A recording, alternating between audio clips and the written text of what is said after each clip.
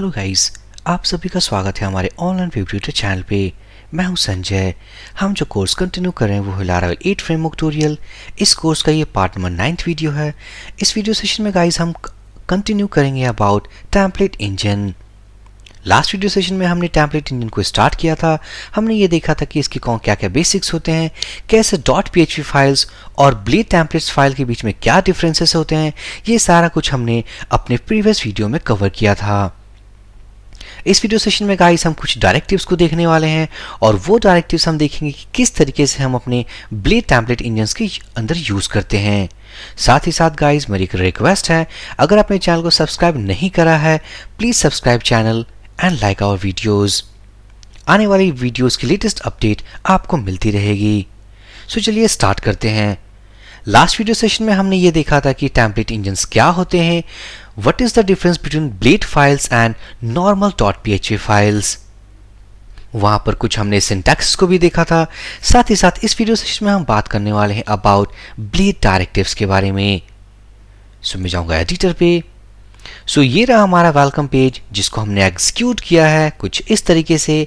अब हम कुछ डायरेक्टिव्स को यूज करने वाले हैं। सो मैं क्या करूंगा, सिंपली एक एरे वेरिएबल क्रिएट करूंगा और अपने लेआउट के अंदर से सेंड करने वाला हूं। सो नंबर्स इक्वल टू ये हमारे पास कुछ न्यूमेरिक एरे है। इस एरे के अंदर हमारे पास नंबर्स हैं और इस नंबर्स को हम लेआउट पे सेंड करने वाले हैं। So I need to create an array. हम डेटा नाम के की के अंदर इन नंबर्स को सेंड करने वाले हैं। सो नंबर्स। अब मैं जाऊंगा अपने home.blade.php फाइल पे और यहां पर अगर मैं देखना चाहूं कि कौन कौन से वैल्यू हमने डेटा वेरिएबल में सेंड किया है, सो जैसा कि हमें पता है to print anything we need to use these curly pairs.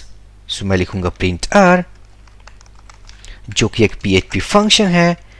Data variable को हम प्रिंट करने वाले हैं और इस डेटा वेरिएबल के अंदर हमने इन नंबर्स को असाइन किया हुआ। So if I save all these changes, back to browser, reload this page, तो ये रहा हमारा एरे जहां 0 इंडेक्स पे नंबर 1, 1 इंडेक्स पे 3 एंड सो ऑन।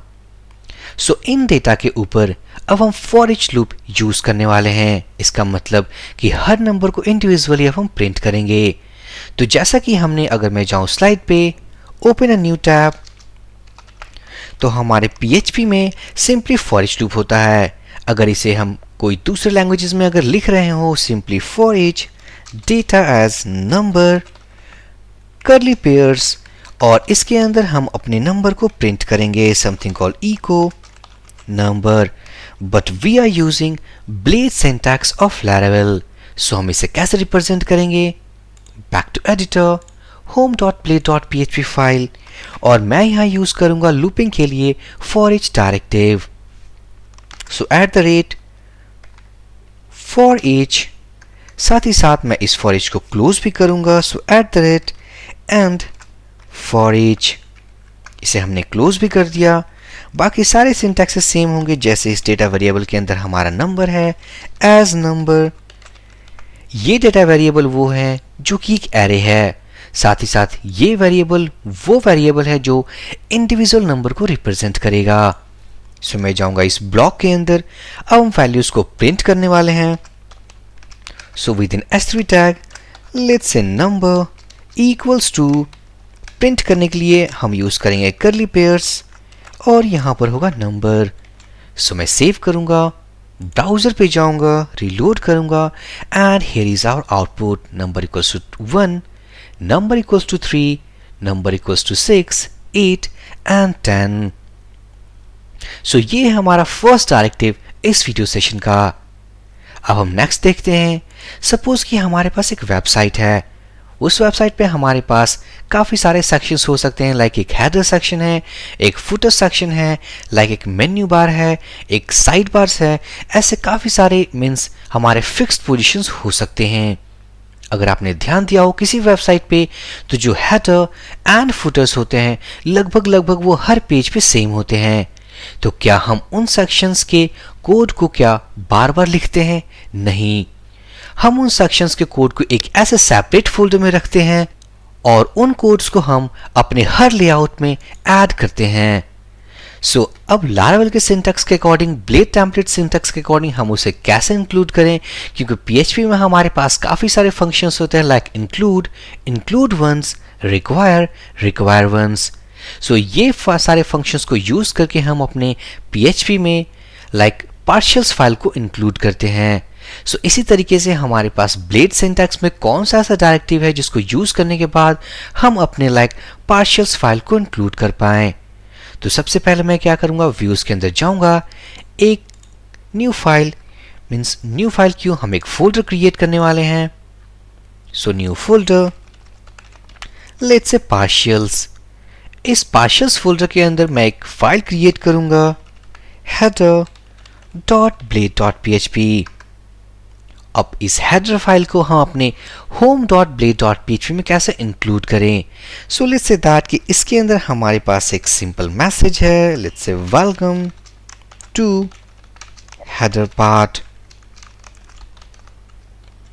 अब इस हेडर फाइल को right now we have a simplest code. हमारे पास अगर वेबसाइट डेवलपमेंट का कोड हो तो हमारे पास बल्क में कोड हो सकता है हमारे ईच इंडिविजुअल व्यू फाइल्स पे, but right now we have a simple statement. अब हम इस फाइल को इस home.blade.php में इंक्लूड करने वाले हैं।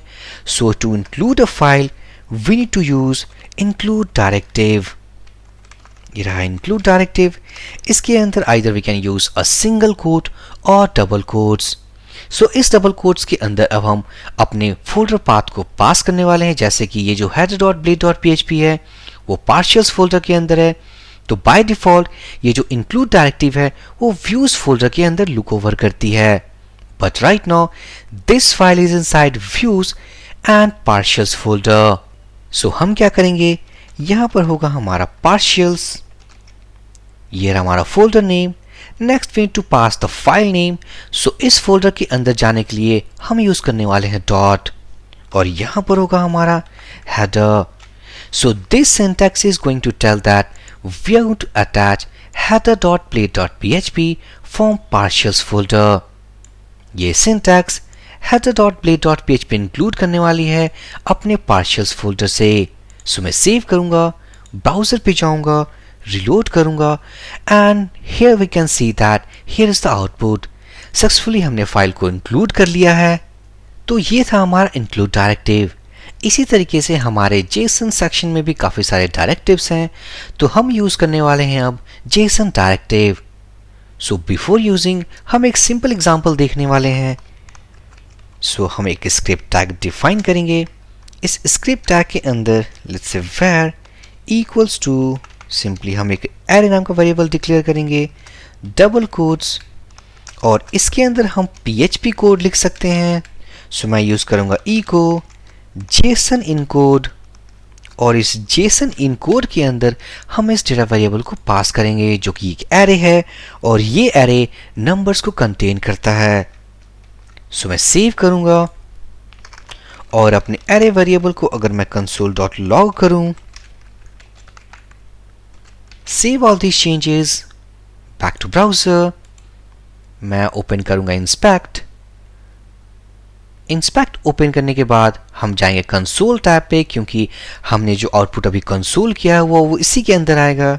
रिलोड करूंगा, and here as we can see that we have an array inside this console tab in which we have numbers called 1, 3, 6, 8 and 10। ये है कि हम सिंपल PHP कोड को यूज करके, इन द सेंस हमने PHP के JSON code function को use किया और अपने एरे को रिप्रेजेंट किया अपने इस एरे वेरिएबल में। Instead of using this JSON encode, हमारे पास Laravel में एक JSON डायरेक्टिव है। हम उसे कैसे यूज करेंगे? Simply where array equals to same syntax, but this time we are not going to use double quotes, instead we are going to use JSON directive, और इस JSON डायरेक्टिव के अंदर अब हम पास करने वाले हैं अपने इस डेटा वेरिएबल पे, और ये कंप्लीट हो गया। If I make comment of this line, save this change, back to browser, reload this page, तो हम यहाँ पर देख सकते हैं अपने आउटपुट को, और ये रहा हमारा आउटपुट। सो ये था गाइस कि about difference between JSON in code of PHP as well as JSON directive of Laravel. So इसी तरीके से हमारे पास लारावेल में काफ़ी सारे डायरेक्टिव्स हैं। स्टेप बाय स्टेप हम सभी डायरेक्टिव्स के बारे में जानेंगे। When we learn about form elements, जहां फॉर्म सेक्शन को कवर करेंगे, वहां पर हम देखेंगे अबाउट CSRF डायरेक्टिव के बारे में कि CSRF डायरेक्टिव क्या होते हैं, उनको हम कहाँ यूज़ करते हैं, किस तरीके से यूज़ करते हैं और इनका क्या यूज़ होता है।